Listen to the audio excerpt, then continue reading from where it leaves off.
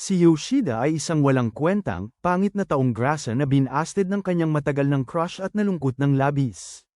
Gayunpaman, nagbago ang lahat nang magpasya siyang tulungan ng isang babaeng walang tirahan sa pamamagitan ng pagpapatira sa kanya.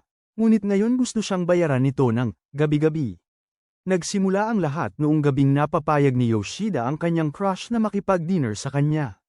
Matapos titigan ng dibdib niya buong gabi, naglakas loob siyang tanungin ito kung pwede silang mag-date. Ngunit umamin ito na mayroon na siyang boyfriend na siguradong mas magaling kaysa sa isang beta simp. Pagkatapos niyang marealize na ginamit lang siya nito para sa pagkain, pumunta si Yoshida sa isang bar para sirain ang kanyang atay habang sinusubukan siyang pakalmeyin ng kanyang kaibigan na si Hashimoto. Dahil ayaw magpaaliw ni Yoshida, nagpas siyang umuwi na si Hashimoto dahil naghihintay ang kanyang asawa. Di nagtagal, nagsimula na ring magpauwi si Yoshida. Pero sa daan, nakita niya ang isang magandang babae na nagngangalang Sayo na nakaupo sa ilalim ng poste ng ilaw.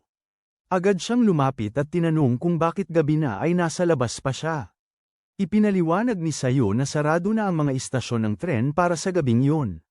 Tinanong naman ni Yoshida kung may matutuluyan siya, at pagkatapos niyang sumagot ng hindi. Nagtanong si Sayo kung pwede siya ni Yoshida, nag-alok siya na ibibigay niya ang Fruitzilla 5,000 bilang bayad. Pero sinabi niyang hindi siya yung tipo na pumapatol sa kabila nito, naawa siya sa kanya, kaya dinala niya ito sa kanyang lugar at bumagsak sa kanyang kama dahil sa dami ng serbesa na ininom niya. Nang biglang subukan ni Sayo na ipakita sa kanya ang kanyang dibdib, isang tingin lang ang ginawa niya at sinabing hindi siya interesado. Iba, at nagsimula siyang magbulong-bulong tungkol sa miso soup bago makatulog. Kinaumagahan, nagising si Yoshida at halos atakihin sa puso nang makita niya si Sayo sa kusina dahil wala siyang maalala kagabi. Sinabi ni Sayo ang nangyari, pero natakot pa rin siya at tinanong kung may ginawa ba siyang masama sa kanya. Inasar muna siya nito, pero pagkatapos sabihin na hindi siya nagpabeya sa kanyang sarili, inihain ni Sayo ang miso soup at ipinaliwanag ang lahat ng detalyado hanggang maalala niyang nakita niya ang sasakyan ni Sayo sa ilalim ng poste ng ilaw. Nang matikman niya ang miso soup, sabi niya alam niya na tinanggihan siya ni Goto dahil bumubulong siya tungkol doon sa kanyang pagtulog. Tapos, nag-alok si Sayo na pag-aanin ang kanyang pakiramdam gamit ang kanyang dibdib. Pero nang tumanggi si Yoshida, hinubad niya ang kanyang jacket at tinanong kung masyado bang maliit ang mga ito para sa kanya. Napansin niya noon na mas malaki ang kay Goto, pero pagkatapos siyang turuan ni Sayo tungkol sa cup sizes, napagtanto niya na halos pareho lang pala sila. Pagkatapos noon, sinubukan na naman niyang akitin siya, kaya tinanong niya kung bakit siya nagpupumilit at sinabi niya na sana gumamit na lang siya ng dahas kung siya ay katulad ni kayong mga maniakis na nanunood nito. Pagkatapos niyang aipatong ang kanyang mga kamay sa balikat niya, tinanong ni Sayo kung bakit nagpupumilit siyang maging iba gayong ang ibang lalaki ay agad siyang sasamantalahin sa unang gabi. Sa sandaling ito, naramdaman ni Yoshida na parang paputok ang kanyang sa pantalon, pero kalmado niyang tinulak si Sayo at sinabi na gusto niyang malaman ang lahat tungkol sa kanya. Pagkatapos, binigay niya sa kanya ang identification card at sinabi na tumakas siya 6 na buwan na ang nakalipas. Sinabi ni Yoshida na bumalik na siya dahil siguradong nag-aalala na ang mga magulang niya, pero sabi niya na wala na itong saysay dahil mas mabuti sila kung wala siya. Nagulat siya na nabuhay siya ng mag-isa ng matagal at tinanong kung paano niya nagawa iyon. Kaya sinabi niya na nakikitira lang siya sa mga lalaki na pumayag na tanggapin ang kanyang pusa bilang kabayaran. Dahil dito, napagtanto ni Yoshida na unti-unti na siyang nagiging isang succubus. Iminungkahi niya na magtrabaho siya ng maayos, ngunit sinabi niya na hindi pa rin yun sapat para magkaroon ng sariling tirahan. Pagkatapos niyang mag-isip, pumayag siyang patirahin siya bilang kanyang katulong, ngunit nagbanta na ibabalik siya sa kalsada kung magpapakita siya sa kanya muli. Kinabukasan, sa trabaho, sinabi ni Yoshida kay Hashimoto tungkol kay. Agad na sinabi ni Sayo at Hashimoto sa kanya na ibalik siya sa poste ng ilaw. Binalaan niya si Yoshida na sapat na ang kanyang problema sa buhay para magpanggap na tatay kay Sayo. Sa kabila nito, kinumbinsi ni Yoshida ang sarili na tama ang ginagawa niya para kay Sayo. Kalaunan, nakabalik siya at nakita niyang nagluluto ito ng hapunan, ngunit bumili na siya ng pagkain. Kaya yun na lang ang kinain nila.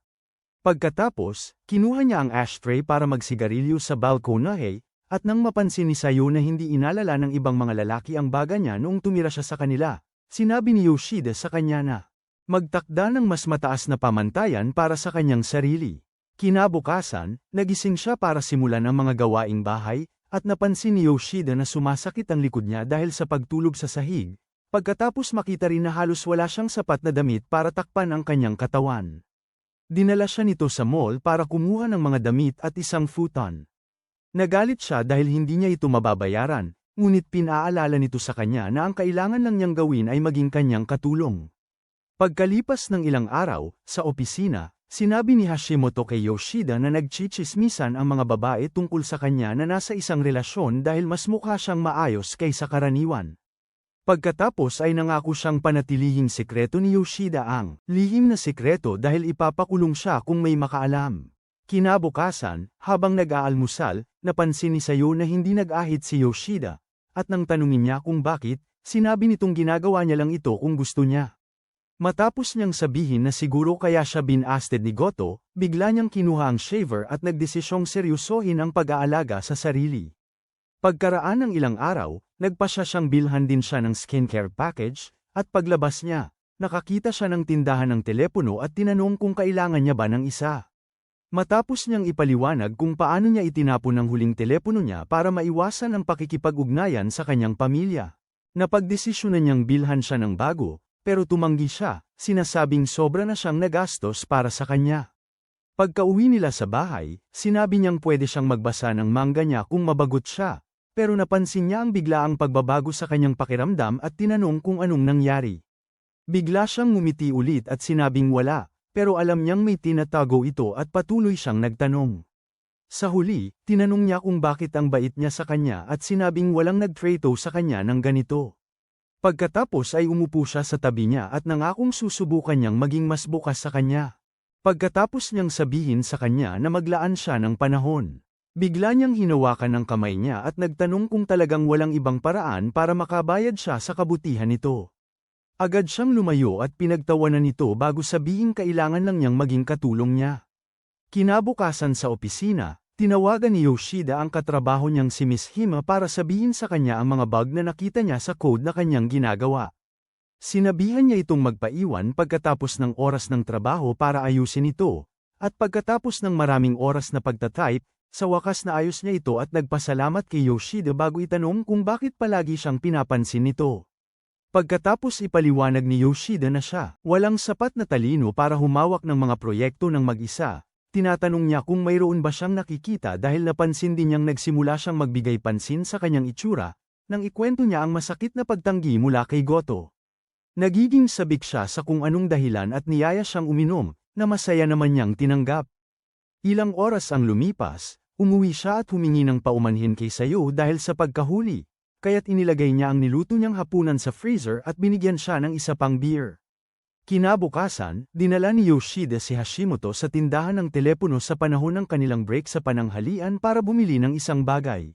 Para kay Sayo, nang marinig ito, binalaan siya ni Hashimoto na huwag masyadong ma-attach sa kanya. Ngunit sinabi ni Yoshida na hindi raw yun posible dahil mas gusto niya ang mga mas matandang babae tulad ni Goto. Pagbalik sa opisina, sinimula ni Yoshida na tingnan ang kanyang relo kada 10 segundo para bilangin ang oras hanggang sa makauwi siya kay Sayo. Hanggang sa sinabi ni Hashimoto na tumigil na sa pagkilos ng ganoon kasi sabi niya hindi niya gusto si Sayo. Sakto naman, pinatawag ni Goto si Yoshida pagkatapos ng trabaho, na ikinagulat niya. Nang magsara na sila sa araw na yon, sinabi ni Hashimoto na bumawi siya sa nangyari noong nakaraang gabi.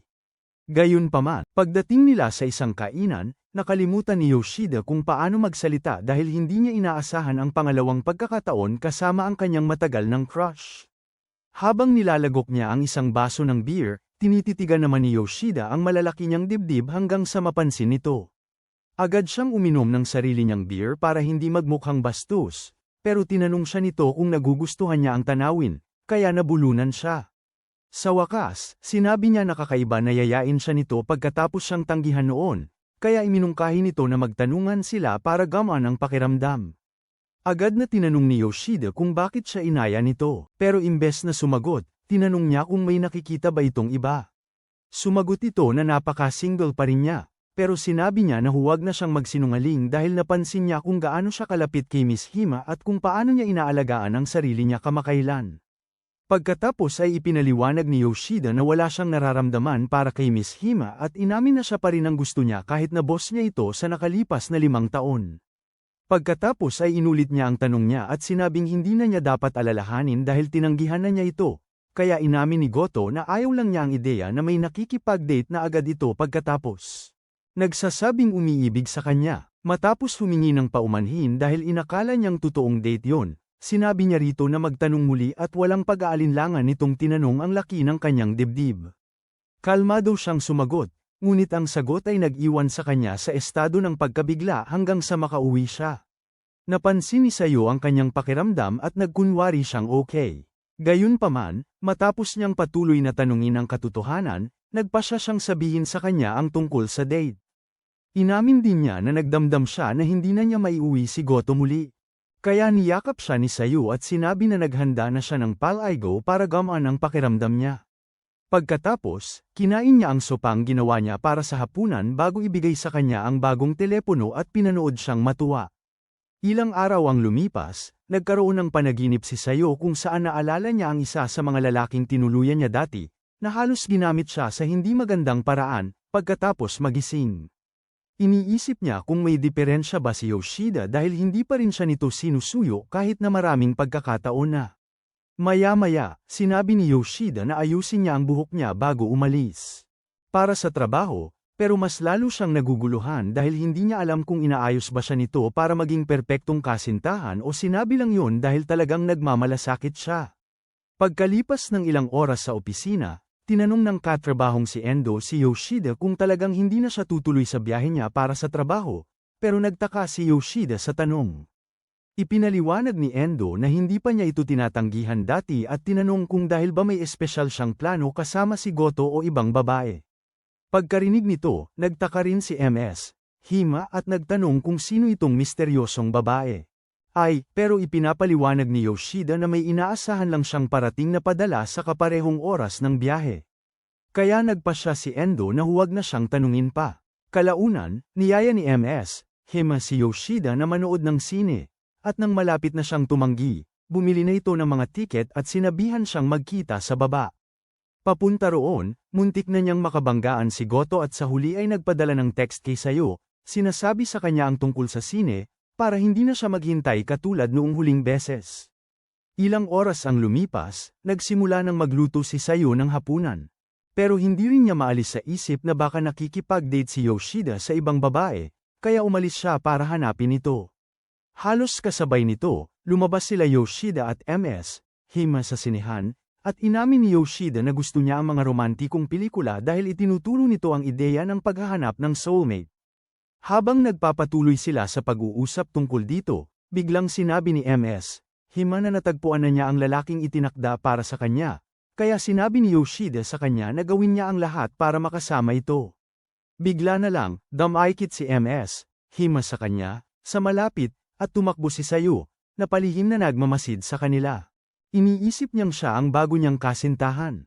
Gayunpaman, itinulak ni Yoshida si MS Hima, at nagpanggap siyang nakangiti para itago ang kanyang pagkapahiya, pagkatapos niyang pasalamatan ito sa pagsang-ayon na manood ng sine ng magkasama. Tumalikod siya para umalis pero biglang huminto at nagtanong kung ano ang gagawin niya kung siya ang kanyang soulmate.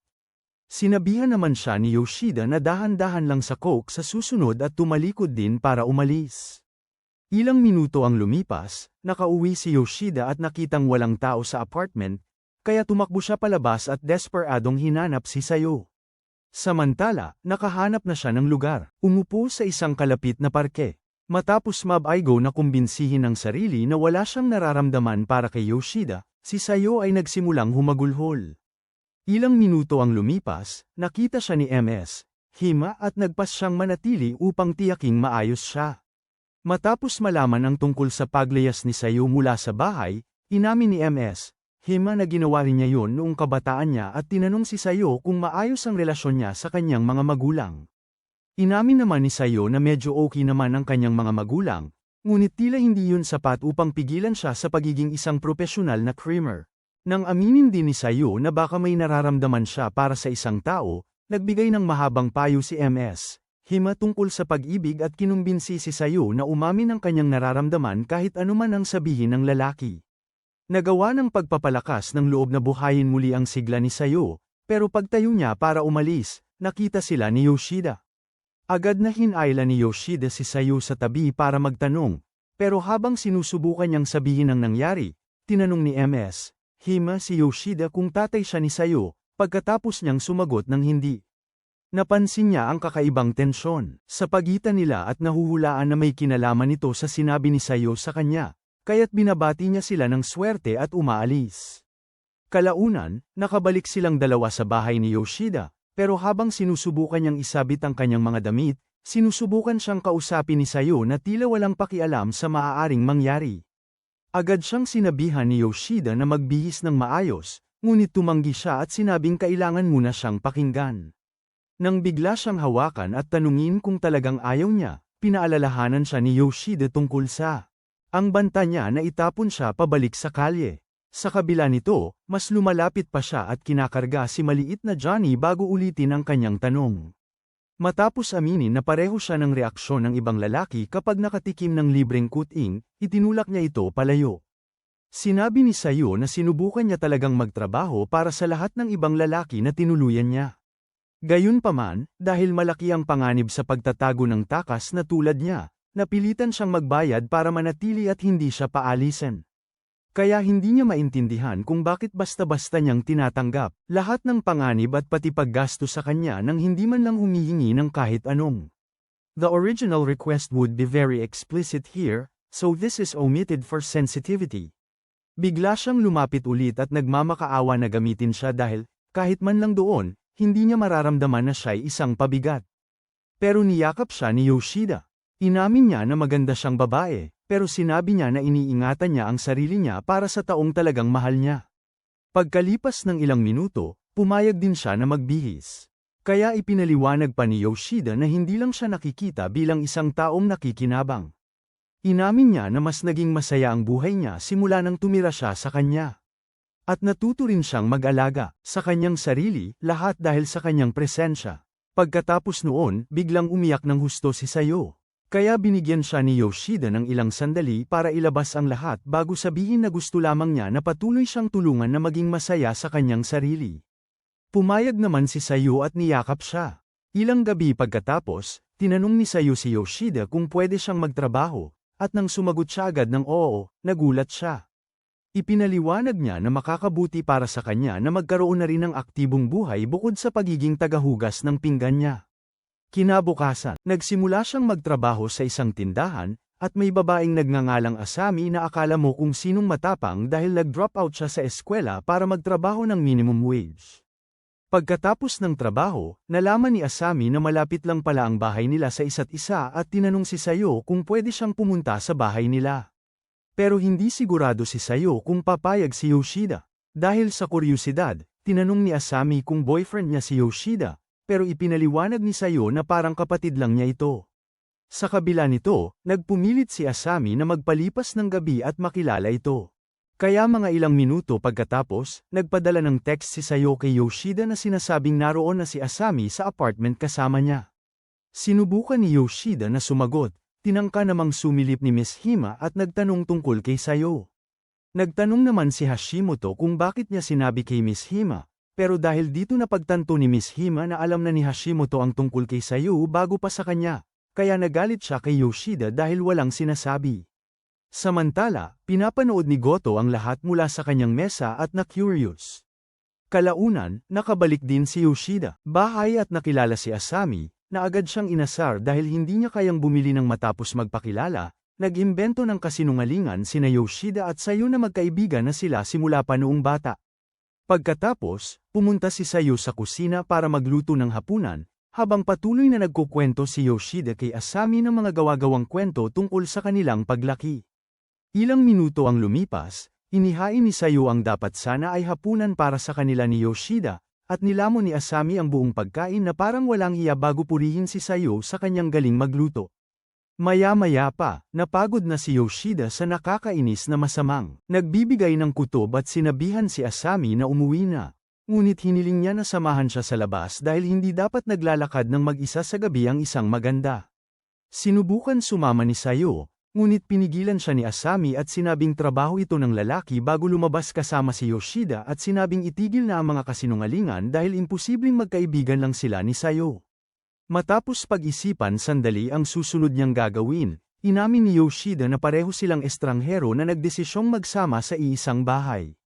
Sinabi rin niya kay Asami na gusto sana niya na si Sayo ang magsabi sa kanya ng lahat, ngunit sinabi ni Asami na pumasa na siya sa pagsubok. Pagkatapos niyang sabihin sa kanya na huwag mag-alala sa paghatid sa kanya pauwi, sinabi niya sa kanya na bumisita lang kay Sayo kahit kailan niya gusto. Pagkatapos, sinabi ni Asami sa kanya na magaling talaga si Sayo sa pagtatago ng kanyang mga nararamdaman bago umalis. Kinagabihan, sinubukan ni Yoshida na i-text si Sayo para ipaalam na tapos na siyang magtrabaho, pero biglang nagtanong si Goto kung pwede silang mag-date ulit. Pagkalipas ng ilang minuto, nakarating sila sa restaurant, pero nawala ang atensyon ni Yoshida habang sinusubukan niyang alamin kung ano ang ibig sabihin ni Asami tungkol sa pagtatago ng nararamdaman ni Sayo, hanggang sa nabawi ni Goto ang atensyon niya. Halos magalit siya kay Goto dahil sinasayang nito ang oras niya, pero gumagana ang kanyang malalaking dibdib sa kanya. Napansin niya na tila mas abala siya kaysa karaniwan at tinanong kung may iba na ba siyang nakikita. Nagtataka, nagtanong si Yoshida kung bakit interesado siya sa kung sino man ang nakikita niya at sinabi na hindi siya sisigat hanggang hindi siya sumasagot. Pagkatapos ay lapit ang kanyang dibdib sa kanyang mukha para lituhin ang natitirang isip niya, inamin ni Goto na gusto niya siya. Sa oras na yun, katatapos lang magluto ni Sayo ng hapunan para sa kanila at natuwa siyang makita si Yoshida, ngunit nakita niya ang kanyang text tungkol sa nakikipag-date na kay Goto. Pagbalik sa restaurant, inamin ni Goto na hindi pa siya nakikipag-date kahit kailan, at pagkatapos sabihan siya ni Yoshida na huwag magsinungaling, tinanong niya kung bakit siya tumanggi sa kanya kung gusto naman pala siya. Sabi niya ay nakaramdam siya ng may nangyayari sa kanya at alam niyang hindi yun ang tamang panahon para pumasok sa isang relasyon. Muli, sinabihan siya ni Yoshida na huwag magsinungaling, pero sinabi naman ni Goto na handa siyang gawin ang lahat para patunayan na gusto niya talaga siya. Nang bigla siyang tanungin kung iinom siya ng shot na galing sa kanya, natigilan siya ng ilang sandali. Kaya inaamin niya na biro lang yun. Pagkatapos, sinasabi niyang birhen pa siya, at agad humihingi ng paumanhin si Yoshida sa pagiging walang pakiramdam bago tanungin kung nagsasabi siya ng totoo. Nang sabihin niyang oo at ipaliwanag na hindi pa siya nagkakaroon ng pagkakataong sumubok, napansin ni Yoshida kung gaano siya nahihiya habang pinag-uusapan yun at napagtanto niyang nagsasabi nga siya ng totoo. Sinabi niya sa kanya na yayain siya kung kailan niya nararamdamang tama na ang panahon. Nahalata niya ang bahagyang galit sa kanyang boses at nagtanong kung bakit siya naiinis, kaya pinaalala niya sa kanya na buong panahon pala niyang pinaglalaruan ang damdamin niya. Pagkatapos humingi ng tawad, nangako siyang siya naman ang kikilos sa susunod. Pero sinabi rin niyang kailangan niyang malaman kung sino ang mga ka-text niya nitong mga nakaraang araw. Ilang minuto ang lumipas, naalala ni Sayo ang isang masakit na alaala mula sa kanyang nakaraan at nasuka siya sa kinain niya. Pagkatapos, nakatanggap siya ng text mula kay Yoshida na sinasabing iuwi niya si Goto. Natural, nasira ang puso ni Sayo at inisip na sa wakas pinalad na siya rito. Pero nagpadala si Yoshida ng isa pang text na nagpapaliwanag na gusto siyang makita ni Goto. Papunta sa lugar niya, binigay niya kay Goto ang parehong nakakatawang kwento tungkol sa pagiging malapit kay Sayo simula noong maliit pa siya, at nang sa wakas ay dumating sila, nagpakilala si Goto kay Sayo na may dalang merienda. Ilang minuto lang ang nakalipas, nalaman niya ang totoo tungkol sa relasyon nila at nagulat sa katotohanang naglakas loob si Yoshida na patuloyin si Sayo sa kanya. Tinanong niya si Sayo kung may ginawa na ba itong hindi nararapat sa kanya, at umamin din si Sayo na nagtataka siya na wala pa siyang ginagawa. Habang nag-uusap, napansin ni Goto at Yoshida na parang kakaiba ang kilos ni Sayo, pero nang tanungin siya ni Goto tungkol dito, sinabi niyang wala lang yun. Nagtanong ulit si Goto, at iginiit niya na okay lang siya.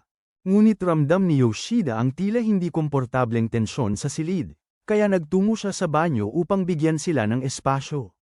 Nang biglang umiwas ng tingin si Sayo, tinanong siya ni Goto kung mayroon siyang gustong sabihin at nag-alok na kausapin siya ng sarilinan kung makakabuti ito sa kanya.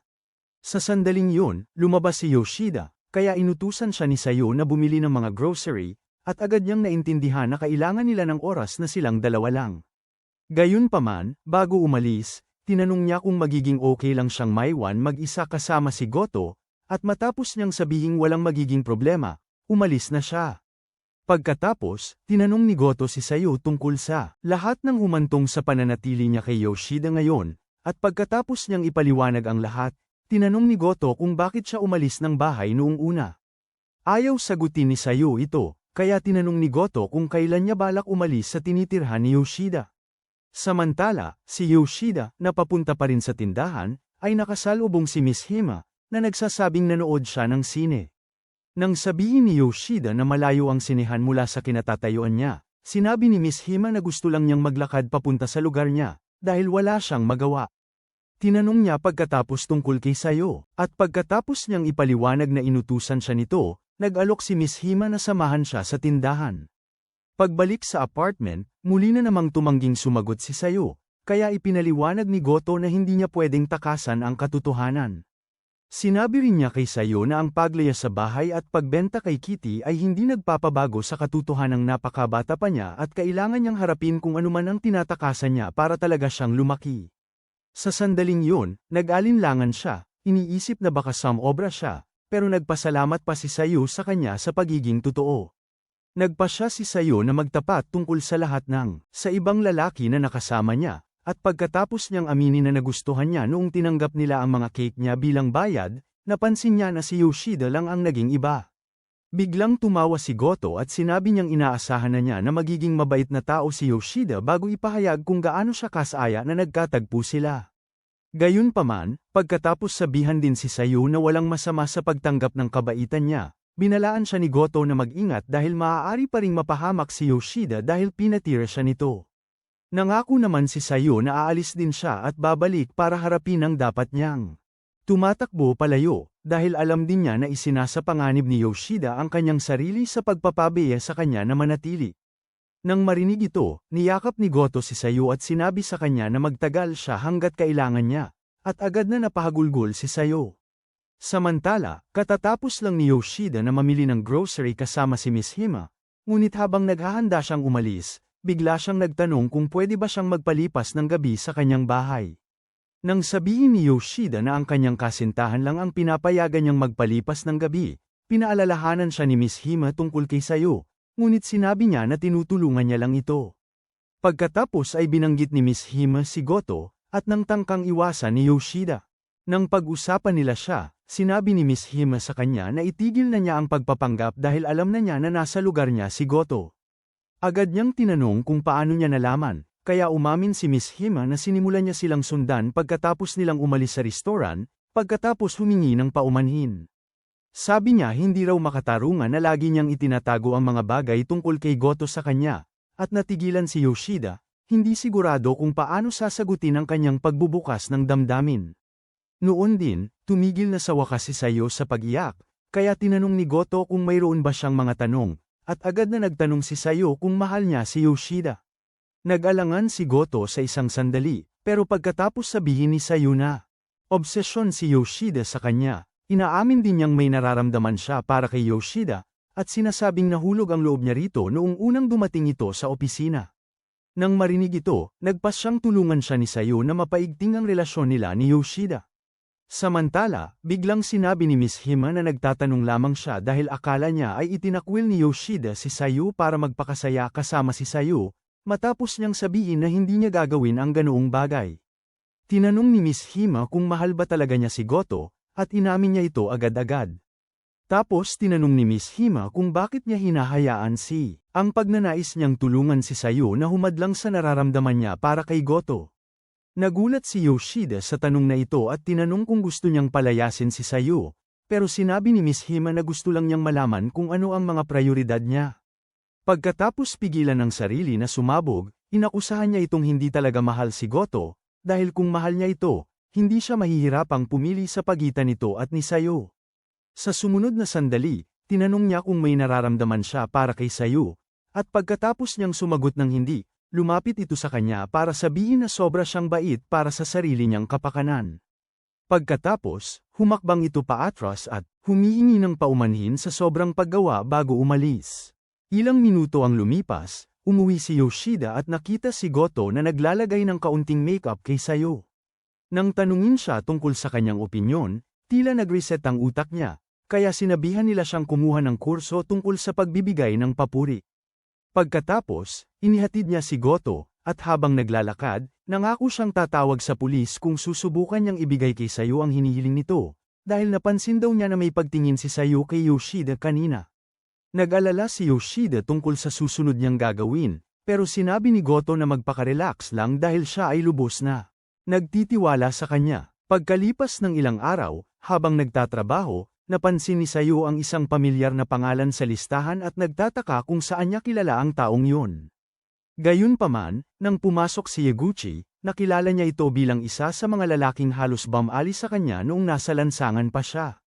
Nakilala rin siya ni Yaguchi at tinangkang kausapin, ngunit hindi niya ito pinansin at nagkunwaring hindi niya ito kilala upang iwasan ang katotohanan. Nang itanong nito kung bakit nagpalit siya ng pangalan mula Miyuki, pumasok si Asami at sinabihan itong bumalik sa trabaho.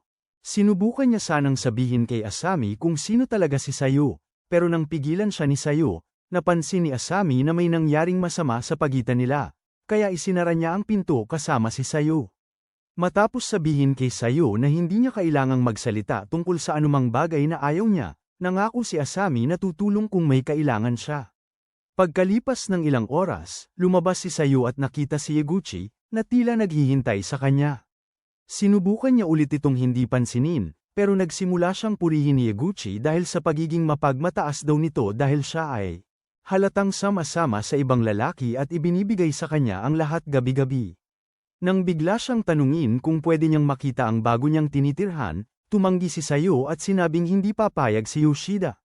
Pagkatapos, tatalikod na sana siya para umalis, pero nagbanta si Yaguchi na sasabihin kay Asami at sa manager ng tindahan ang lahat tungkol sa kanya.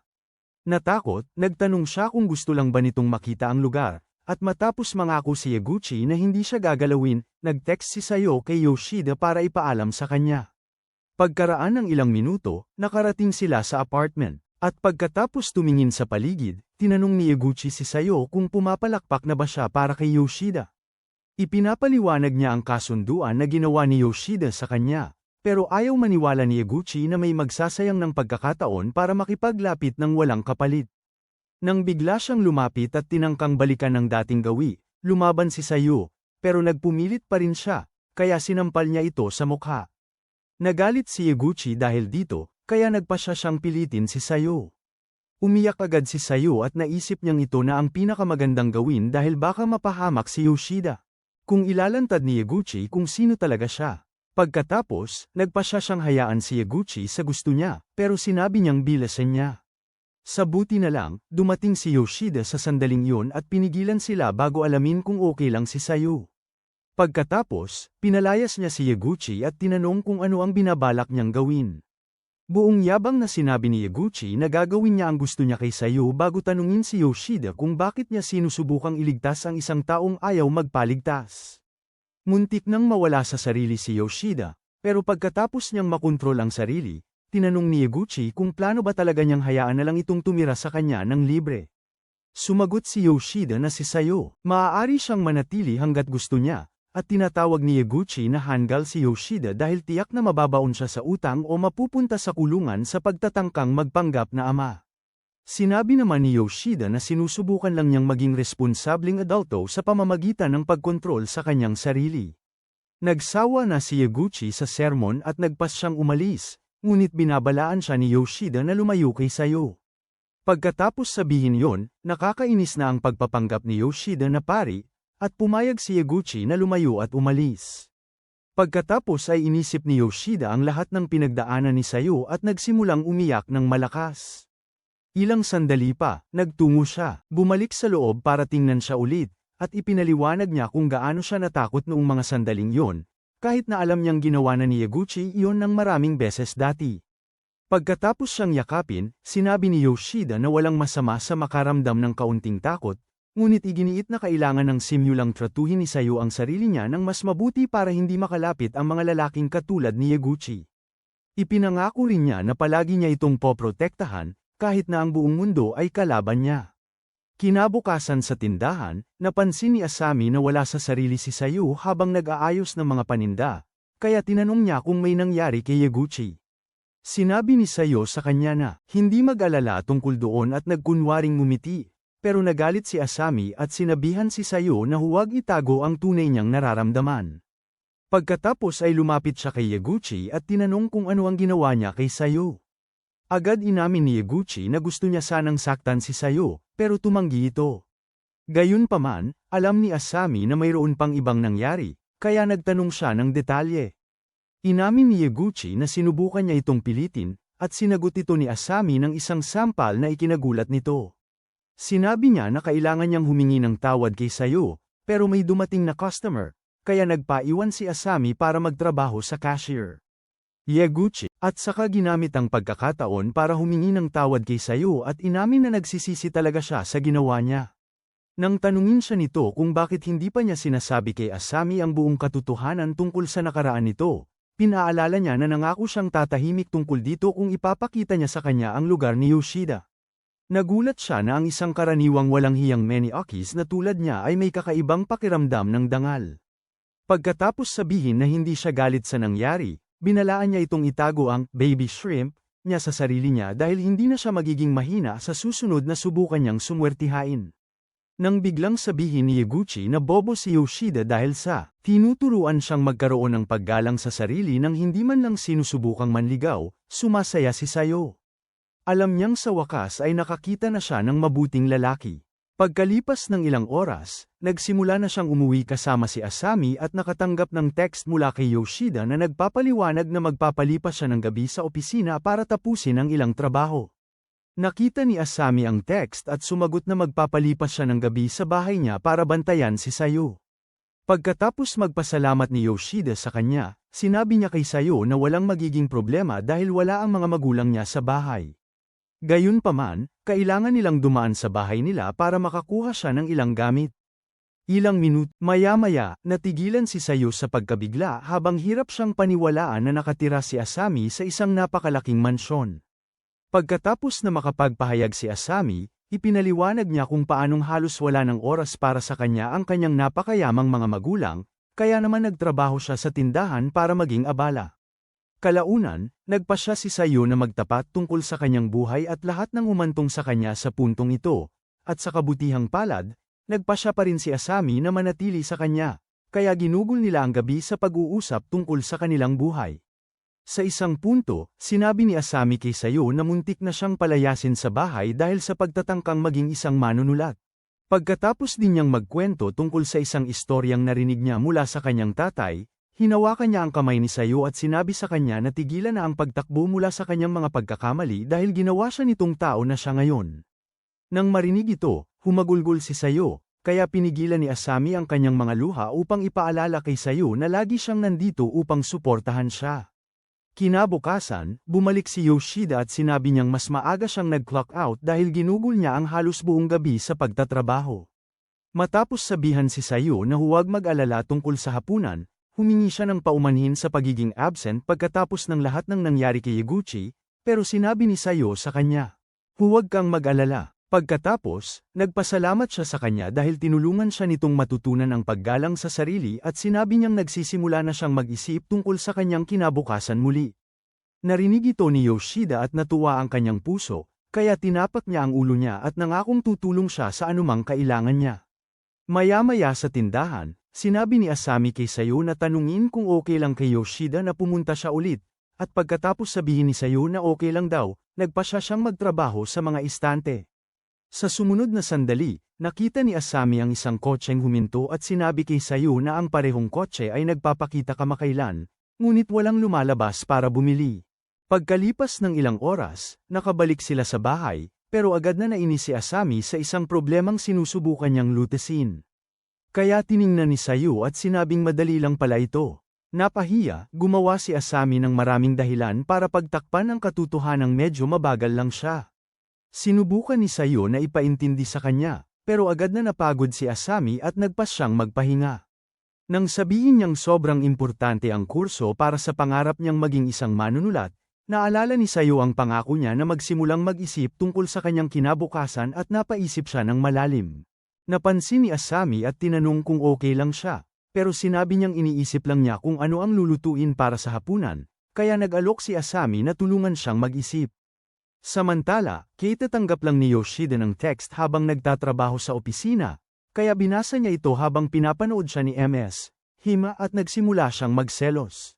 Dagdag pa sa problema, dumating si Goto at humingi ng tulong kay Yoshida sa isang bagay habang halata namang nakikipag-flirt sa kanya. Pagbalik ni Goto sa kanyang mesa, agad na lumapit si MS Hima at nagtanong kung pwede silang magsabay kumain. Maya-maya pa, nakarating sila sa isang restaurant, at pagkatapos makita na si MS Hima, talagang may potensyal maging kontrabida. Sinasabi ni Goto sa kanya na bawasan ang junk food kung gusto talaga niyang lumaki ang kanyang yams. Tapos tinatanong ni Goto kung may gusto siyang pag-usapan, at agad-agad na tinatanong ni MS Hima ang kanyang opinyon tungkol kay Yoshida, na may seryosong mukha na muntik ng ikabulunan ni Goto sa kanyang salad. Pagkatapos sabihin ni Goto na napapansin lamang niya ang pagbabago sa hitsura nito at ang katotohanan na parang mayroon siyang bagong babae sa paligid, tinatanong ni MS Hima kung alam niya ang tungkol kay Sayo. Mabilis na napagtanto ni Goto na alam niya at nagdesisyon na ikwento sa kanya ang pag-uusap nila ni Sayo sa bahay ni Yoshida. Noong nakaraang araw, nang tanungin ni MS Hima kung nag-aalala siya tungkol sa posibleng nararamdaman ni Sayo para kay Yoshida, sinabi ni Goto na hindi naman talaga siya nagmamalasakit doon.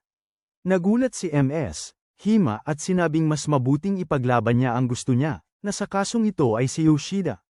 Pero iginiit ni Goto na walang saysay dahil malinaw na hindi niya kayang kontrolin ang emosyon ni Sayo o ni Yoshida. Nang marinig ito, nagalit si MS Hima at tinawag siyang mahina dahil hindi niya mapasa kanya ang puso ni Yoshida sa anumang paraan. Sinabi naman ni Goto na kalma lang at kailangan nilang maghintay at tingnan kung may nararamdaman ba si Yoshida para kay Sayo. Gayunpaman, naguguluhan si MS Hima kaya tinanong niya si Goto kung mahal ba talaga niya si Yoshida. Sumagot naman si Goto na ang pagmamahal niya dito ang siyang dahilan kung bakit hindi siya umaasta na parang baliw na nahuhumaling. Pagkalipas ng ilang oras, nakatanggap si Yoshida ng text mula kay Sayo tungkol sa hapunan, pero habang naghahanda siyang umalis, biglang nagtanong si MS Hima kung pwede silang manood ulit ng sine, matapos mapansin na pinipigilan niyang tumanggi. Hiningi niya ang numero nito at sinabi na patas lang dahil naibigay na niya ito kay Goto at Sayo. Pumayag naman si Yoshida pero nagbabala na hindi siya magaling mag-text. Bigla na lang, nawala siya sa sarili at tinawag siyang makasarili. Sinasabing lagi na lang niyang ginagawa ang gusto niya nang hindi iniisip ang nararamdaman ng iba. Naguguluhan, tinanong ni Yoshida kung ibinabato niya sa kanya ang isang kakaibang insecurities, kaya huminga muna si MS Hima bago umamin na may nararamdaman siya para sa kanya. Pagkatapos isauli ang telepono, sinabi niyang ayos lang kung ayaw niyang mag-text, pero nangako siyang gagawin niya ito, halata namang naaawa siya sa kanya.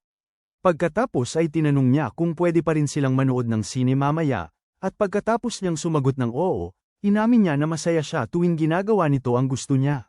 Parang isang masuner ang kaibigan. Nang gabing yun, tuwang-tuwa si Sayo na ikwento kay Yoshida ang tungkol sa nalalapit na pagsusulit ni Asami at kung paano nila ginugol ang halos buong araw sa pagpaplano ng hapunan. Ngunit halos hindi siya marinig ni Yoshida dahil sa sarili niyang iniisip. Napansin niya ito sa kalaunan at tinanong kung okay lang siya. Ngunit sinabi niya na huwag siyang mag-alala at iminungkahi na ipagpatuloy niya ang pagluluto ng hapunan kasama si Asami dahil tila nagustuhan niya ito. Pagkalipas ng ilang araw, napansin ni Yoshida na maraming dagdag na gawain ang ginagawa ni Sayo sa bahay, kaya sinubukan niyang tumulong, ngunit pinabalik siya nito sa kama at ipinaalala na iyon ang kanyang trabaho. Kapag nagreklamo siya tungkol sa pagiging walang ginagawa at sinubukang tumulong muli, itinulak niya ito at aksidenteng napaupo sa kanyang lightsaber. Sa kabutihang palad, nakikita pa rin siya ni Yoshida bilang isang kawawang maliit na takas, kaya't kalmado siyang tumayo at nagtungo sa paliguan upang maglinis habang nag-iisip siya tungkol sa kung ano sana ang nangyari. Pagkalipas ng ilang minuto, natagpuan niya ang kanyang album ng pagtatapos, at pagkatapos tingnan ang kanyang mga lumang litrato, napagtanto niya na hindi siya nagkaroon ng pagkakataon sa mga babae.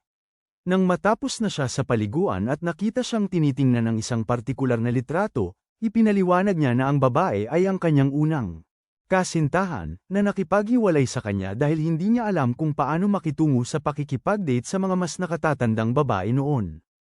Papunta na siya sa balkonahe nang bigla siyang pigilan ni Sayu para sabihin ng isang bagay. Pero dahil sa mukha niya ay biglang kumabog ang dibdib nito, kaya sinabi niya na huwag na siyang manigarilyo. Tumawa siya dito, iniisip na binibiro siya nito, habang patuloy siyang tinitingnan nito nang may pagtataka sa mukha. Sa tindahan kinabukasan, nagpalit ng shift si Yaguchi kay Asami at nakita ang parehong kotse na laging dumadaan malapit sa tindahan. Matapos itong huminto sa unang pagkakataon, binuksan ng driver ang pinto para sa isang lalaking nagngangalang Kazuto, at agad na nagtatago si Sayu sa likod ng mesa. Mabilis siyang tinutulungan ni Yaguchi na sumingit sa likod, at habang sinasabi niya kay Asami na kapatid niya si Kazuto, nakita ni Kazuto si Yaguchi sa mesa at nagtanong tungkol kay Sayu. Ilang minuto ang lumipas, sumama si Yaguchi sa mga babae sa likod na silid at sinabing hindi na nila kailangang mag-alala tungkol kay Kazuto. Matapos aminin na galit din siya sa mayayamang spoiled, sinabi ni Yaguchi kay Sayu na baka malapit nang matapos ang pagtakas niya dahil seryoso si Kazuto sa paghahanap sa kanya. Ilang minuto ang lumipas, nagsimula nang umuwi si Sayu at napatulala siya habang iniisip ang sinabi ni Yaguchi, hanggang sa mag-text si Yoshida sa kanya na kailangan niyang magtrabaho ng lampas sa oras na naman. Pagkalipas ng ilang oras, pumunta si Sayu sa tindahan para mamili ng pagkain, pero biglang sumulpot si Miss Ahima at sinabing nag-solo movie date siya sa sinehan.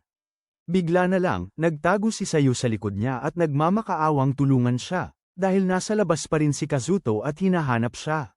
Pumayag si Miss Ahima nang hindi nagtatanong at naghintay hanggang sa umalis si Kazuto bago dinala si Sayu sa isang karaoke place para magtago pa rin. Pagkatapos magpasalamat sa tulong, nagdesisyon si Sayu na mag-text kay Yoshida, pero bigla siyang natigilan at nag-alala na baka mag-alala ito at iwan ang kanyang trabaho. Napansin ito ni Miss Ahima at nag-alok na tumulong, kaya pinasulat ni Sayu sa kanya ang text. Pagkatapos kumonsulta kay Sayu para siguraduhin kung okay lang, ipinadala niya ito kay Yoshida, nakatatapos lang sa proyektong pinagtatrabahuhan niya.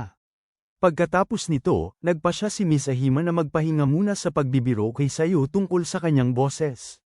Nang sabihin niya kay Sayu na pumili ng kanta, tumanggi si Sayu at sinabing ang karaoke ay para sa mga taong walang magawa at laging nanonood ng sine.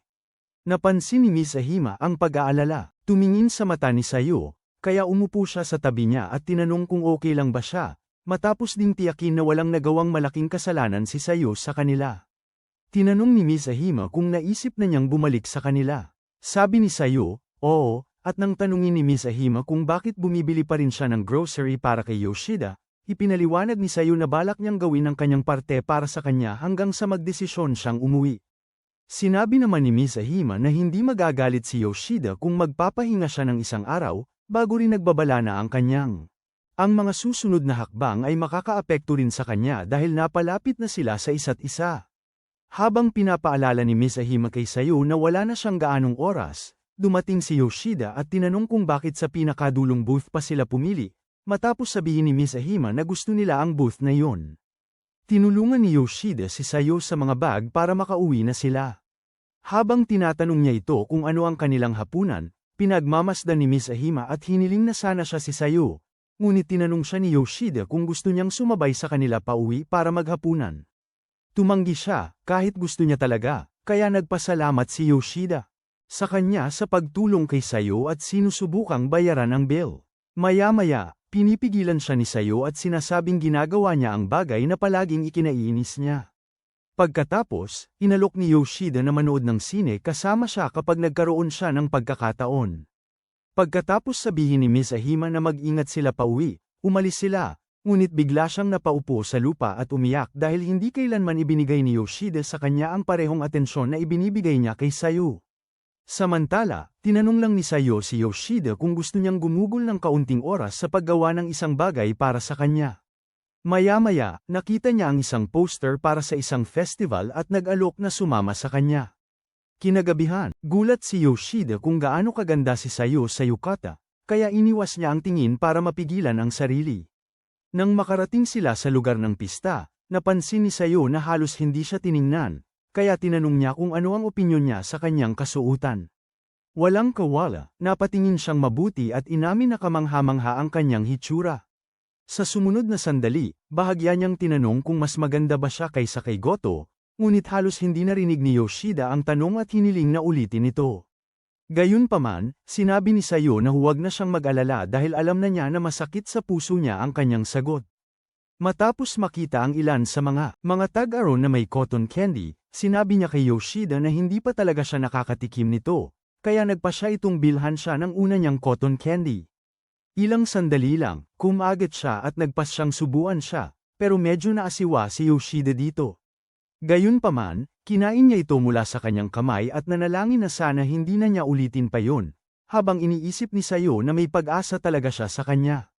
Nang biglang may bumangga kay Sayo, hinawakan ni Yoshida ang kanyang kamay para pigilan siyang matamba, pero agad niyang sinamantala ang pagkakataon para magpatuloy sa paghawak ng kamay nito, sinasabing baka mawawala siya kung iiwan niya ito.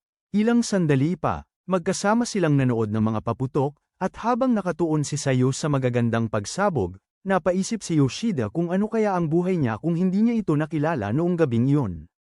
Pagkatapos ng ilang minuto ng mga pinag-iisip ang senaryo, napansin niyang hindi na nito hawak ang kanyang kamay at nag-aalala na baka ito'y maliga. Sa kabutihang palad, may itinapon lang ito, kaya hinawakan nitong muli ang kanyang kamay at tinanong kung nag-alala ba siya. Pagkatapos sumang-ayon si Yoshida, nagpatuloy sila sa panunood ng mga paputok, ngunit bigla na lamang nagtanong si Yoshida kung talaga siyang iiwan. Pigilan niya ang sarili na magsalita ng anumang bagay na maaaring magdulot ng mas maraming damdamin sa kanilang dalawa, pero ramdam na iyon ni Sayo. Pagkatapos, susubukan niyang umalis kasama siya, pero pigilan siya nito at sasabihing iba-ibang pangalan ang ibinigay niya sa ibang mga lalaking nakasama niya. Sa kung anong dahilan, naramdaman niyang ligtas siya nang magkita sila, kaya sinabi niya ang tunay niyang pangalan. Tapos tatanungin niya kung bakit niya biglang naibulalas ang tanong na yun kanina, pero tatapikin ni Yoshida ang ulo niya para maiwasan ang anumang bagay na maaaring humantong sa isang biglaang halik. Sa sumunod na sandali, tatanungin niya kung siya ba ay sana dinala na niya siya sa bahay at sinira kung kasing tanda siya ni Goto, pero bago pa siya makasagot, sinabi na nito na huwag na siyang mag-abala, kaya umuwi na sila. Kinaumagahan, nakarinig si Yoshida ng may tao sa pinto at agad siyang bumangon para buksan, iniisip na delivery ito. Pero pagbukas niya ng pinto, hinanap ni Kazudo si Sayo at sinabing gusto niya itong iuwi. Nang sabihan niya itong kunin ang gamit niya, tumanggi ito at sinabing ayaw niyang umalis kay Yoshida. Tinanong naman ni Kazudo kung alam ba niya kung gaano siya nag-alala sa mga nakaraang buwan. Ipinaliwanag pa niya kung paano niya halos araw-araw siyang hinahanap at natatakot na baka napunta siya sa isang masamang tao. Sinabi ni Sayo sa kanya na pinoprotektahan siya ni Yoshida mula doon, pero ayaw nang makinig si Kazudo at sinabi na tiyak na isa sa mga masasamang tao si Yoshida. Kaya nagalit si Sayo at ipinagtanggol si Yoshida, sinasabing hindi siya magtatangka. Sa huli, nag-alok siyang sagutin ang mga tanong ni Kazudo. Tinanong ni Kazudo kung may nangyayari sa pagitan nila sa kama ni Yoshida, at pagkatapos nilang parehong sabihin na wala, nagpasalamat siya kay Yoshida dahil hindi nito sinaktan ang kanyang kapatid. Nang sabihin ni Kazudo na nag-aalala ng husto ang nanay nila, agad siyang sinabi ni Sayo na huwag magsinungaling dahil hindi naman siya pinapahalagahan ng nanay nila. Ipinapaliwanag naman ni Kazudo na pagkatapos tumakas ni Sayo, nagsimulang magtanong ang mga guro niya sa paaralan tungkol sa kinaroroonan niya, at sa una ay nagawa pa silang iligan ng nanay nila sa pamamagitan ng pagsasabing nagkulong si Sayo. Sa huli, hindi na umubra ang mga kasinungalingan, at nagsimula ng maniwala ang lahat na ikinulong ng nanay nila si Sayo sa loob ng bahay.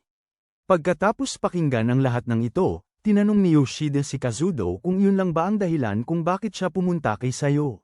Ngunit nagsimula si Kazudo sa pag-amin na ang kanilang ina ay talagang isang makasariling taong mahilig sa sarili na hindi talaga nagmamalasakit kay Sayo. Ipinapaliwanag pa niya na gusto niya talagang ibalik siya sa bahay para protektahan ang pamilya, kaya hiniling ni Yoshida na bigyan si Sayo ng panahon para pag-isipan ang lahat.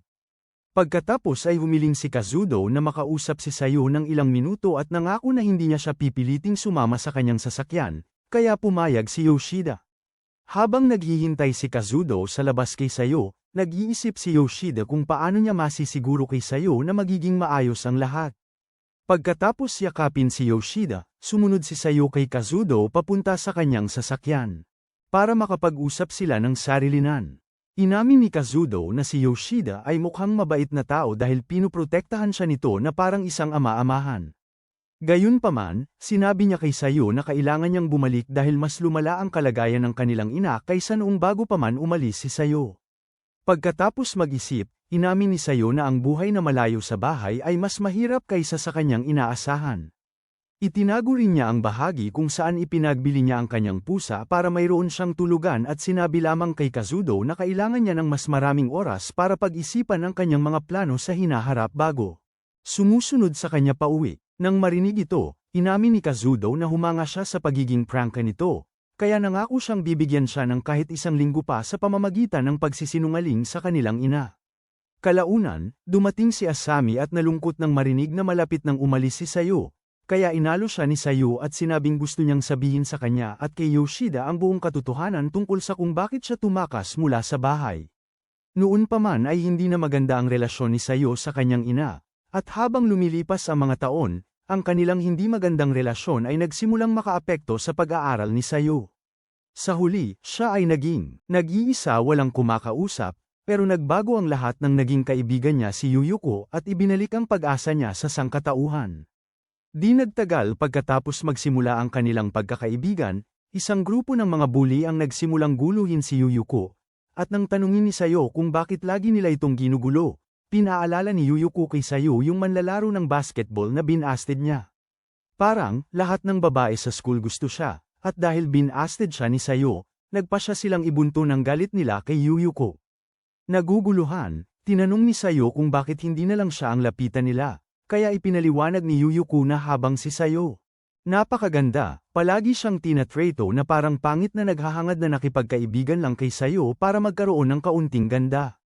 Dahil dito, hindi na kontrol ni Sayo ang kanyang emosyon, at pagkatapos niyang sabihin kay Yuyuko na siya lang ang kaibigan na mahalaga sa kanya, tiniyak ni Yuyuko na magiging okay sila. Marahil iniisip na mag-asawa ang mga bully at maghahanap ng bagong api-apihin.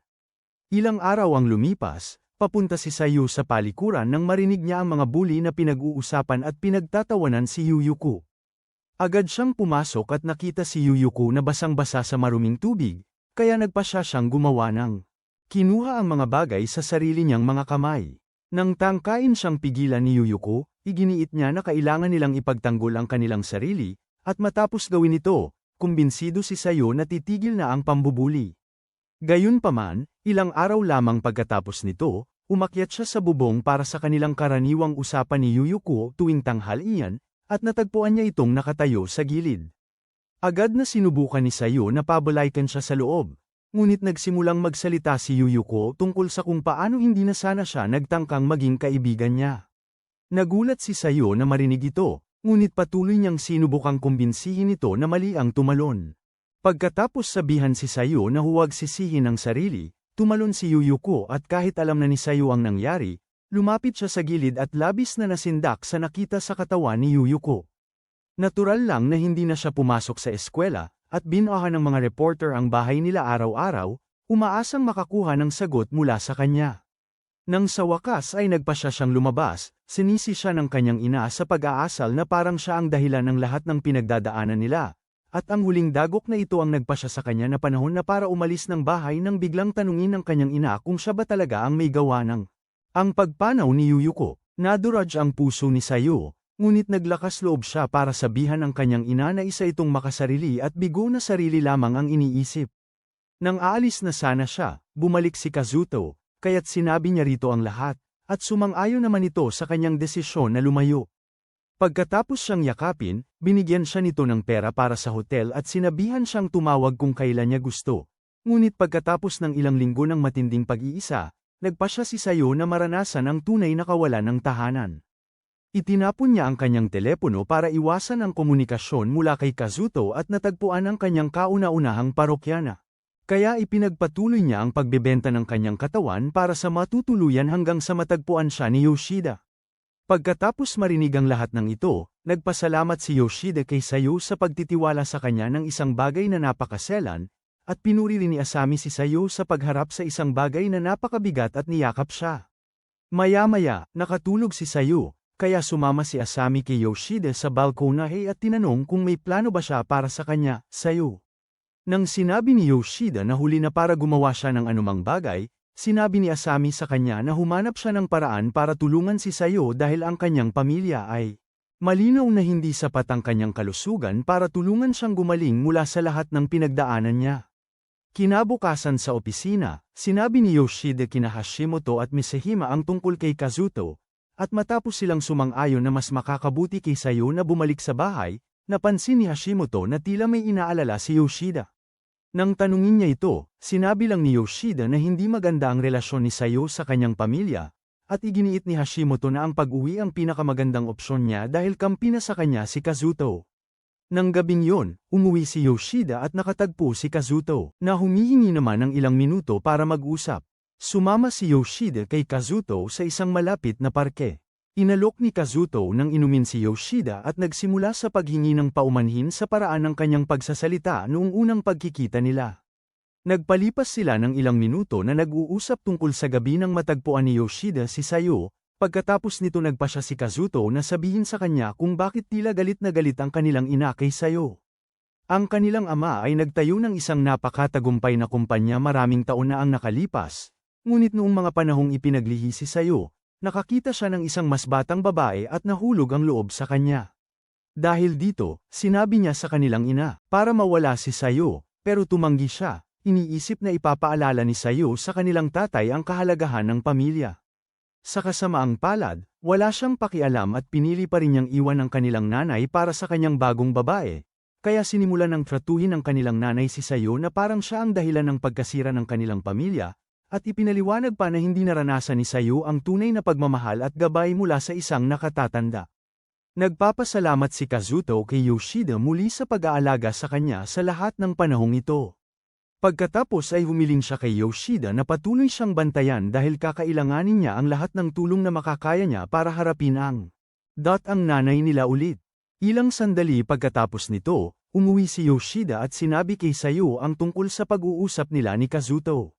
Matapos sabihin na si Kazuto lang ang dahilan kaya tiniis niya ang nanay nila ng matagal, sinabi ni Sayo kay Yoshida na plano niyang bumalik, pero pagkatapos lamang niyang maglaan ng oras para pag-isipan ang buhay niya at kung ano ang plano niyang gawin dito.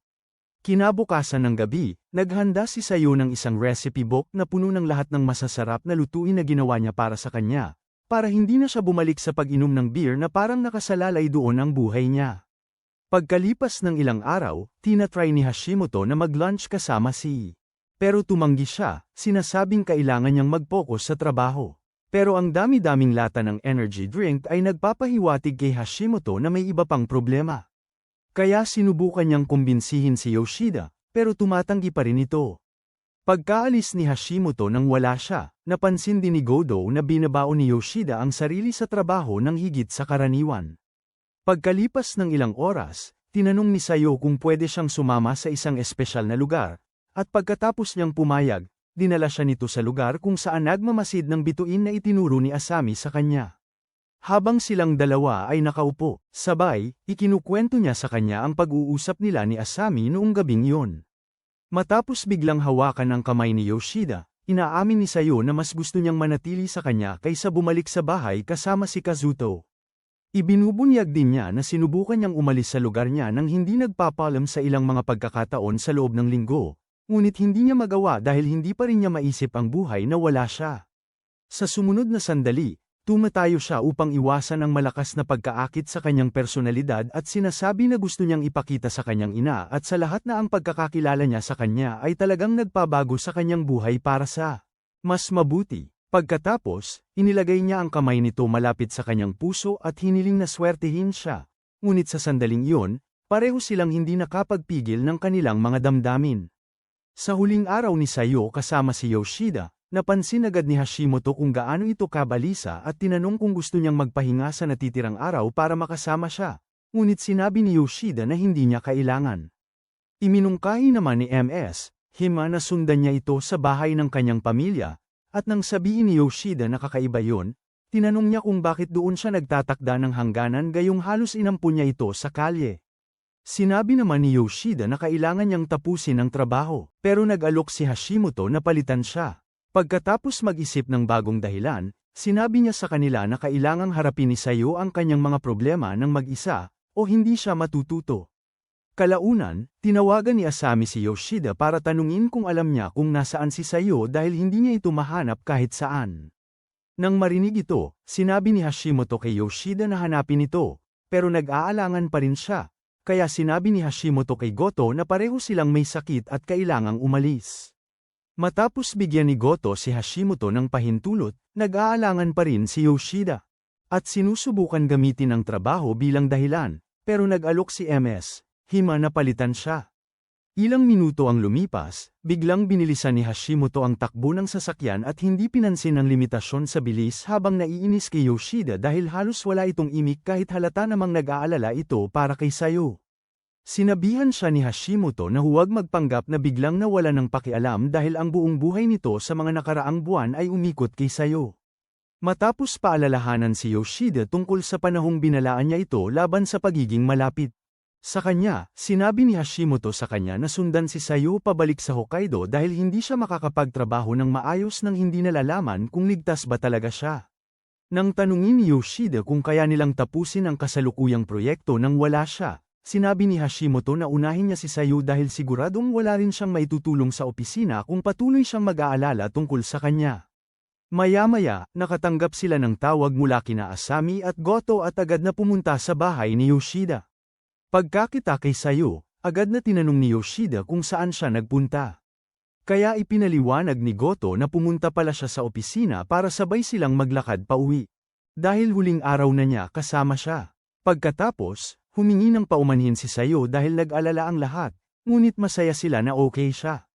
Pagkalipas ng ilang oras, sinusubukang magpahinga ni Yoshida, ngunit biglang nagtanong si Sayo kung pwede silang magtabi sa kama. Nakakagulat, pumayag siya pero sinabi niyang itutulak niya ito kung may binabalak itong masama. Pumayag siya at tumabi sa kanya sa kama, pero pagkatapos ng ilang minuto, napagtanto ni Yoshida na kinakabahan ito sa pag-alis at nag-alok na samahan siya sa Hokkaido. Nabigla si Sayo dito at ayaw maniwala, pero pagkatapos niyang iPangako. Para makatulong din sa kanyang nanay, niyayakap at pinasasalamatan niya ito. Kinabukasan, binigyan ni Asami ng yakap palm si Sayo at halos mapilayan siya. Pagkatapos, sinabi niya kay Yoshida na siguraduhin itong tutupad siya sa pangako niya na protektahan si Sayo, o babalatan niya ito pagbalik niya. Maya-maya, nakatulog si Sayo sa eroplano, kaya sinamantala ni Kazuto ang pagkakataon para tanungin si Yoshida kung bakit siya sumama. Inamin ni Yoshida na mag-aalala pa rin siya kung papayagan niya itong bumalik ng mag-isa. Lalo na pagkatapos ng lahat ng narinig niya tungkol sa kanilang ina. Nang marinig ito, sinabi ni Kazuto sa kanya na siguradong hindi maniniwala ang kanilang ina na basta na lang niya pinayagan ang isang napakagandang babae tulad ni Sayo na tumira sa kanya ng ilang buwan nang walang nangyayari. Sa sandaling yon, nagising si Sayo at agad na hinanap si Yoshida, kaya nag-alok si Kazuto na tulungan siya sa isang parachute kung magbago ang isip niya tungkol sa pagsunod sa kanila pauwi. Pagkatapos tumawa sa unang pagtatangka ni Kazuto na magpatawa, sinimula ni Sayo na tignan ang mga upuan sa eroplano na parang ngayon lang niya nakita ang mga ito. Nalaman ni Yoshida na ito pala ang unang beses niya sa isang eroplano, kaya tinanong niya kung hindi pa ba sila nakapunta sa mga biyahe ng pamilya. Sinabi naman ni Sayo na hindi mahilig magbiyahe ang kanilang mga magulang, kaya ginugol nila ang buong biyahe sa pagtanaw sa magagandang tanawin. Pagkatapos ng ilang oras, lumapag sila sa Hokkaido, at agad na tumawag si Kazuto ng sasakyan para ihatid sila pauwi. Pero bigla niyang naalala ang isang mahalagang gawain na kailangan niyang tapusin sa kumpanya, at sinabi niyang didiretso na lang sila pauwi pagkatapos. Ilang minuto ang lumipas, napansin ni Kazuto na tila kinakabahan na naman si Sayo, kaya sinabi niya kay Sayo at Yoshida na magliwaliw muna sa syudad. Tuwang-tuwa si Sayo nang marinig ito. At pagkatapos pumunta sa isang kafe kasama si Yoshida, sinabi niya ngayon lang din siya nakabisita roon. Sinabi rin ni Yoshida ang parehong bagay, at habang naghahanap siya ng o-orderin, tumingin si Sayo sa labas ng bintana at nakakita ng dalawang estudyante na nagpaalala sa kanya ng relasyon nila ni Yuyuko. Napansin ito ni Yoshida at sinubukang aliwin siya sa pamamagitan ng pakikipag-usap, ngunit sinabi niya sa kanya na lagi siyang pinapanatili ng kanyang ina sa loob ng bahay at sinasabing ganoon din ang buhay ng lahat ng kasing edad niya. Pagkatapos lamang niyang tumakas na, nalaman na ang paglabas kasama ang mga kaibigan pagkatapos ng klase ay isang normal na bagay na ginagawa. Pagkatapos niyang aminin na masaya siya na makakabisita siya sa kanyang unang kafe kasama siya, tinanong ni Yoshida kung natatakot siyang bumalik sa bahay. Sumagot si Sayo ng oo, pero sinabi rin niya na kakayanin niya ito basta nandyan siya para tulungan siya. Maya-maya, dumating si Kazuto para ihatid si Sayo sa bahay, pero gusto pa niyang pumunta sa isang lugar bago makita ang kanyang nakakalaso na ina. Pagkatapos magdilim, napunta sila sa kanyang eskwelahan, at pagkatapos niyang mapagtanto ang plano ni Sayo. Sinusubukan siyang pigilan ni Kazuto, pero iginigiit niya na kailangan niya itong gawin. Pagkatapos ay sinabi niya kay Yoshida na sumunod sa kanya, pero pagkatapos nilang makapasok ng palihim sa bakod, naalala ni Yoshida na isa na siyang ganap na lalaki at sinabi sa kanya na mali ang lumabag sa ari-arian ng iba. Tinanong naman ni Sayo kung nasaan ang kanyang pagkatao noong ampunin siya nito, kaya hindi na siya nagpumilit na kumbinsihin siya. Ilang minuto pagkatapos nilang libutin ang gusali ng paaralan, nakarating sila sa hagdan, at mabilis na napagtanto ni Yoshida na patungo ito sa rooftop kung saan tumalon si Yuyuko. Pagkatapos hawakan ng kanyang kamay para sa lakas, sabi kay Sayo, pero nakita nilang nakakandado ang pinto, kaya naisipan ni Sayo na tumalon na lang sa bintana. Pagpasok niya sa rooftop, bigla siyang kinabahan, kaya humingi siya ng suporta kay Yoshida, at dali-dali itong tumalon para alalayan siya. Pagkatapos siyang pakalmayan, nakita niya ang bangko na lagi nilang inuupuan ni Yuyuko tuwing lunch at nagsimula siyang magduda kung handa na siyang harapin ang nangyari noong araw na iyon. Gayunpaman, dahil sa suporta ni Yoshida, dahan-dahan siyang lumapit sa bangko, pero bigla siyang bumagsak pagkatapos niyang humakbang ng huling hakbang. Nag-alala si Yoshida at tinangkang tulungan siya, pero pinigilan siya nito at sinabing, maging okay bago biglang tumakbo sa bakod at sinisisi ang sarili sa nangyari kay Yuyuko. Agad na tumakbo si Yoshida at nakitang sinasaktan niya ang sarili sa bakod, kaya't hinayla niya ito palayo at sinabing wala siyang kasalanan. Ayaw itong paniwalaan ni Sayo, kaya't ipinaalala niya na hindi sana ito nangyari kung iniwan lang ng mga bully si Yuyuko. Kumalas si Sayo sa kanya at sinabing siya ang dahilan kung bakit naging target si Yuyuko, dahil hindi umepekto ang kanyang mga pampalakas loob na salita. Sinabi ni Yoshida kay Sayo na pinili ni Yuyuko upang maging kaibigan niya dahil talagang nagmamalasakit sila sa isa't isa, habang humahagulhol pa rin. Inamin ni Sayo na naramdaman niyang pinagtaksilan siya ng mga ginawa ni Yuyuko. Pagkatapos niyang sabihin na pakiramdam niya ay nagiging masama siyang kaibigan dahil sa galit, tiniyak ni Yoshida sa kanya na walang masama sa pagkainis sa kaibigan na nagdesisyong iwanan siyang mag-isa sa mundong napupuot sa kanya. Ipinaliwanag pa niya na kailangan niyang patawarin ang sarili at pakawalan ang kanyang pagkadama ng kasalanan dahil hindi siya nagiging masamang tao dahil lang sa gusto niya ng kaibigan. Habang niyayakap siya, sa wakas ay nagpasya siyang palayain ang lahat ng sakit at bumabagsak sa kanyang mga bisig. Pagkalipas ng ilang minuto, nagtataka si Kazuto kung balak ba nilang doon nagugulin ang buong gabi. Sa mga oras na iyon, tumigil na si Sayo sa pag-iyak kay Yoshida, at pagkatapos ng ilang minutong pag-uusap, tumayo siya at sumulyap sa lugar kung saan tumalon si Yuyuko. Habang papalabas na sila, tinanong ni Yoshida kung nalampasan na niya ito. Ngunit sabi ni Sayo, gagamitin niya ang sakit upang manatiling buhay si Yuyuko sa kanyang puso magpakailanman. Ilang sandali pa, nakasalubong nila si Kazuto, at sinabi ni Sayo na siya ay, sa wakas handa nang umuwi, kaya sumakay sila sa kotse. Pero, pagdating nila sa bahay ng pamilya, nag-aalangan si Sayo, kaya binigyan nila siya ng ilang minuto para maging handa.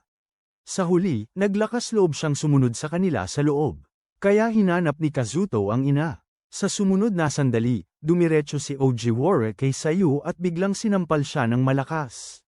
Tinanong niya kung saan siya nagpunta sa lahat ng panahong ito at sinabing nagdulot ng malaking kahihiyan sa pamilya ang mga ginawa niya. Pinigilan siya ni Kazuto at ipinakilala si Yoshida bilang ang tagapagligtas na nag-alaga kay Sayo. Pero, ayaw ni Ojiwara para marinig ang isa pang salita at nagmamadaling bumalik sa loob. Makalipas ang ilang minuto, nakaupo na silang lahat sa hapagkainan at pagkatapos ng napakahabang katahimikan, tinanong ni Ojiwara si Sayo kung ano ang gusto niyang makamit sa paglayas sa bahay. Sinabi naman ni Sayo na hindi niya man lang sinubukang intindihin ang pinagdadaanan niya. At sinabi ni Ojiwara na dahil yun sa hindi kailanman gustong magkwento ni Sayo sa kanya. Nang tanungin ni Sayo si Ojiwara kung natatandaan pa niyang sinisi siya sa nangyari kay Yuyuko, sinabi ni Ojiwara na nakalimutan na niya ang lahat ng yun.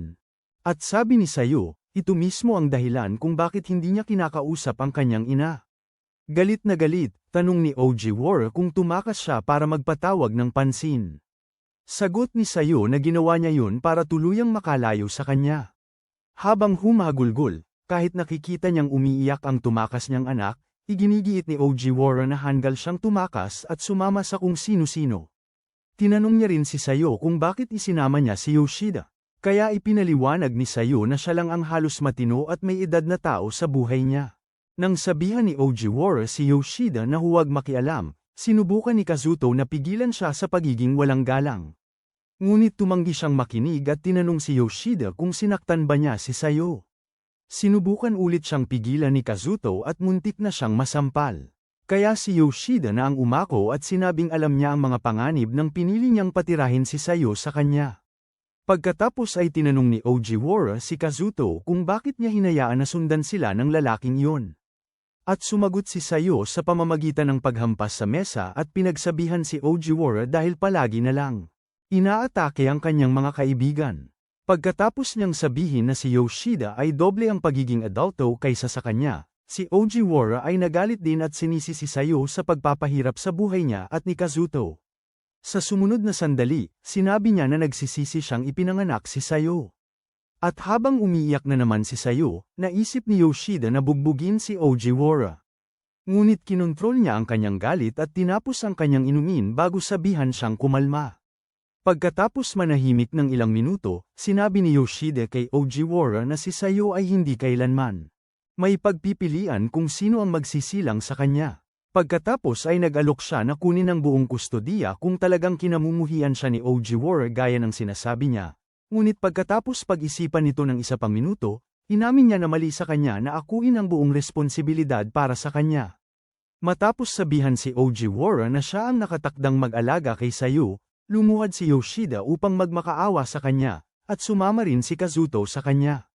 Habang sinisikap ni Sayo na pigilan sila, nalito si Ojiwara dito at biglang nagsimulang umiyak bago niya inutusan silang dalawa na lumabas. Pagkatapos ay humiling si Kazuto ng espasyo para kay Yoshida at, Sayo, pumunta ka sa beranda. Sa sandaling yon, nakita ni Sayo ang mga luha sa mata ni Yoshida. Kaya tinanong niya kung okay lang ba siya, at umamin nito na hindi niya inaasahan na magiging ganito kasama si Ojiwara. Nang tanungin siya kung paano siya okay sa kabila ng lahat ng sinabi ni Ojiwara doon, pinaalala niya sa kanya nung sinabi niyang makakatulong ang presensya niya para malagpasan niya ito, pagkatapos ay hinayaan din niyang tumulo ang kanyang mga luha. Nagpasalamat si Sayo sa kanya sa lahat, at sinabi niyang nakaramdam siya ng ginhawa nang magmakaawa ito kay Ojiwara para sa kanya. Sinabi naman ni Yoshida na marahil ay medyo samobra siya sa labis, kaya naman pinapante sila ni Ojiwara, pero sinabi ni Sayo sa kanya na huwag mag-alala at hinawakan ang kamay niya. Ilang minuto ang lumipas, lumabas si Kazuto at sinabi na pumayag si Ojiwara na itigil ang pananakit kay Sayo basta't nangako siyang mananatili sa bahay hanggang sa pagtatapos niya ng pag-aaral. Nag-alala si Sayo dahil hindi kailanman naging mapagkakatiwalaan si Ojiwara sa kanyang mga salita. Pero tiniyak ni Kazuto na iba ang pagkakataong ito dahil walang sino man ang nakaapekto sa kanya ng tulad ni Yoshida. Nang marinig ito, humingi ng paumanhin si Yoshida kung samobra siya, pero sinabi ni Kazuto na huwag siyang mag-alala dahil kahit siya ay kaya din. Hindi ko inaasahan na ganito ang magiging reaksyon ni Ojiwara. Sinabi ni Kazuto kay Yoshida na magpalipas ng gabi, at pagkatapos pumayag, humiling siya na makausap muli si Ojiwara. Sinabi ni Kazuto na walang problema dahil mukhang kumalma na siya. Kaya pumasok si Yoshida at nagsimula sa paghingi ng tawad sa paraan ng kanyang pananalita. Sabi ni Ojiwara na okay na siya, pero tinanong niya kung wala ba talaga siyang ginawa kay Sayo pagkatapos niyang ipangako na walang nangyari sa kanilang dalawa. Hiniling niya kung pwede rin niyang kausapin si Sayo, at tinanggap ito ni Ojiwara. Pagkatapos, sinabi niya sa kanya na mag-focus sa pag-uwi para makapag-focus naman siya sa kanyang pamilya. Pagkatapos ng kanilang usapan, umalis si Yoshida at nakita niyang gusto ring makausap ni Sayo si Ojiwara, kaya binati niya siya ng good luck. Pagpasok ni Sayo, inihanda ni Ojiwara ang kanyang sarili para sa isa na namang serye ng masasakit na salita, pero lumuhad si Sayo at humingi ng tawad sa lahat ng sakit na idinulot niya sa pagliyos. Dahil dito, napaluhan na naman si Ojiwara, pero pinigilan niya ang kanyang sarili na umiyak at tumangging. Humingi ng paumanhin kay Sayo dahil kumikilos silang lahat na para bang baliw siya. Pagkatapos aminin ni Ojiwara na nakatulong sa kanya ang pakikipag-usap kay Yoshida para matuto ng kaunti tungkol sa sarili niya, naiyak din si Sayo. Sinabi naman ni Ojiwara na mag-focus siya sa pagpapataas ng grado dahil lumiban siya ng isang buong taon sa eskwela. Maya-maya, nakita ni Yoshida si Sayo sa may pinto, nakangiti sa unang pagkakataon mula nang dumating sila sa Hokkaido. Pagkatapos, sinubukan niyang matulog, pero biglang pumasok ng tahimik si Sayo at sumampa sa kama. Umiwas ng kaunti si Yoshida para bigyan siya ng puwang, pero pagkatapos ay idinidiin niya ang kanyang dibdib sa dibdib nito at sinabing iyon ay isang pamamaalam na regalo, para hindi siya nito makalimutan pagkaalis bukas. Pagkatapos sabihin na gusto niya ang kinalabasan ng lahat kay Ojiwara, tinanong niya kung pwede siyang manatili sa piling nito, pero tumanggi ito at sinabi na mag-focus siya sa kanyang pamilya. Nang biglang humarap si Yoshida sa kanya, binigyan siya ni Sayo ng huling pagkakataon na maging malapit sa kanya at sinabing iyon ang perpektong paraan para maging di malilimutan ang huling gabi nila. Pero, tinanggihan pa rin ni Yoshida ang kanyang paglalamang at sinabing hindi niya kailangan ng alalahanin siya. Sa kabila nito, ayaw sumuko ni Sayo at nagtanong kung gusto niyang makipaglaro sa kanyang pos sa kanya na lang. Kaya nagpasya si Yoshida na magpuyat para bantayan siya para siguraduhin hindi niya ito mawala. Kinabukasan sa airport, hiniling ni Kazuto kay Sayo na bigyan sila ng ilang minuto ni Yoshida, at pagkaalis niya, binigyan niya si Yoshida ng pera para mabawi ang nagastos niya sa biyahe. Matapos tanggihan ni Yoshida ang pera at sinabi sa kanya na ibili na lang si Sayo ng bagong damit, tinanong ni Kazuto kung mahal niya ito. Pagkatapos ay nagpasya si Yoshida na ipaliwanag kung gaano siya ka-obsess sa mga mas nakatatandang mommy para lang maintindihan ni Kazuto na hindi niya naisip ang saktan si Sayo. Pagkatapos niyang sabihin yon, maaaring napahamak si Sayo, nagpasalamat muli si Kazuto kay Yoshida sa lahat. Pagkatapos, hinihiling niya kay Yoshida ang swerte sa kanyang buhay sa Tokyo at sinabi sa kanya na huwag masyadong patagilan si Sayo bago siya sumakay sa kotse. Pagkalipas ng ilang sandali, naabutan ni Yoshida si Sayo, at agad niyang tinanong kung ano ang pinag-uusapan nila ni Kazuto, ngunit mas interesado si Yoshida sa katotohanang nakasuot pa rin siya ng uniforme. Pagkatapos, sinasabi na sikreto ito, nagtanong siya kung maaari pa silang mag-usap, ngunit narinig ni Yoshida ang anunsyo ng pagtawag sa kanyang flight at napagtanto na kailangan na niyang umalis. Habang siya'y tumatalikod, ipinaliwanag ni Sayo na ang uniforme ay nagpapaalala sa kanya ng gabing natagpuan siya nito sa poste ng ilaw at iniligtas siya nito sa kalye. Matapos aminin ni Yoshida na nagustuhan niya ang panahon na magkasama sila, biglang umamin si Sayo na mahal niya ito. Nagulat si Yoshida at naghintay na sabihin niyang biro lamang yun, ngunit seryosong-seryoso si Sayo. Kaya umamin na rin siya na naaakit siya rito. Gayunpaman, dahil hindi pa siya sapat ang edad para sa hawakan ng kanyang karne saber, tinanong niya kung maghihintay ba ito ng ilang taon at kung bibigyan siya ng pagkakataong manligaw. Tinapak ni Yoshida ang ulo niya at sinabing walang saysay dahil mas matanda na siya noon, kaya dapat mag-focus na lang siya sa kanyang sarili. Gayunpaman, hinawakan ni Sayo ang kamay niya at nangakong hahanapin siya, kahit pa magdesisyon itong huwag siyang hintayin. Nang magsimula na naman siyang umiyak, tumawa siya para pag-aani ng sakit ng paghihiwalay. Ilang minuto ang lumipas, pumasok na siya sa eroplano, kaya nakipagkita siya kay Kazuto at sinabing tiyak na makikita niya ulit si Yoshida sa hinaharap. Kalaunan, bumalik si Yoshida sa kanyang apartment at nakita ang isang note na iniwan ni Sayo sa isang shirt para siguraduhin hindi niya makakalimutan ang amoy niya. Tiningnan niya ang recipe book nito at nagpas siyang subukang magluto ng maayos kahit wala ito. Pagkatapos, dahil sa sobrang sama ng lasa ng kanyang sopas, tumulo ang kanyang luha bago siya manghina at marealisang mas miss niya si Sayo. Pagkalipas ng 2 taon, sa opisina, binigyan ni Ms. Hima si Yoshida ng bagong proyekto na katatapos niya lang para makita niya ito. Pinuri naman siya ni Hashimoto dahil sa wakas ay naging sapat na siyang galing para pangunahan ang isang buong proyekto ng mag-isa. Pagkatapos sabihin ni Yoshida na, dahil lahat ng ito sa kanyang paggabay, kalmadong tinanggap ni MS, Hima, sa halip na magwala, at nagpasalamat pa sa lahat ng tulong niya. Pagkatapos ay nagmungkahi si Goto na magkaroon ng selebrasyon pagkatapos ng trabaho, pero sinabi ni Yoshida na hindi siya makakarating, nangakong isasama siya sa susunod.